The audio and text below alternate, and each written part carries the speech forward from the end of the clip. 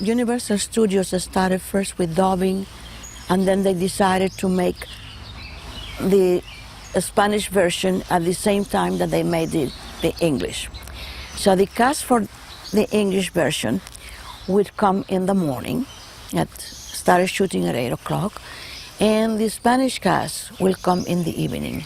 We shot all night long till next morning, because we use exactly the same sets. As a matter of fact, we had the same marks. The English cast we step in the same place. I remember when I saw the English version later, the wardrobe was different. The dresses that Helen Chandler wore were all covered up. What they gave me were big décolletés, you know, and what you would call sexy. I wasn't even aware of it.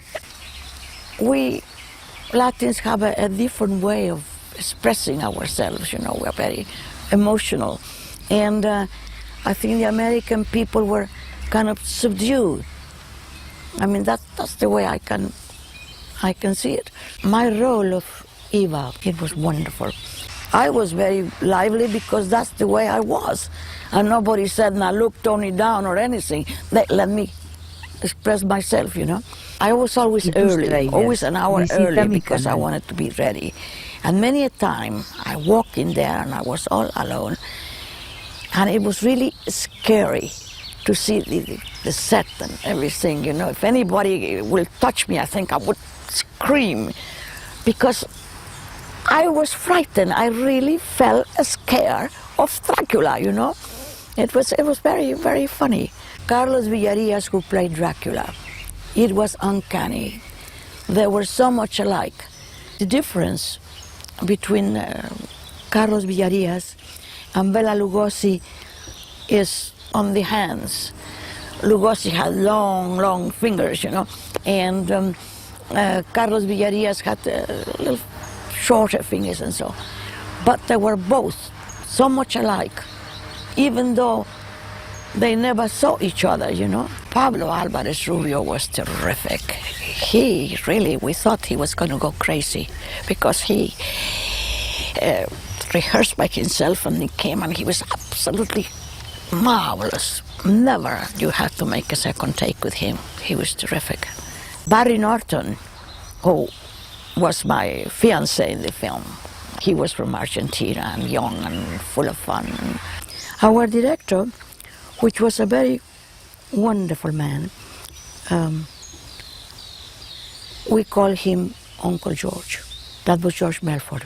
He did the Spanish version. He did not speak Spanish, but we had an interpreter, and somehow he had the ability to communicate with us. Once you went into that set, it was a different world. You became under the spell of Dracula. I remember trying to understand the director, trying to come up to the other actors. They are all wonderful actors. My producer, whom I married 2 years later, and it was the thing not to let them down, to keep up with them, you know. I was very lucky. All these wonderful actors were so friendly, and we were all anxious to make a good film.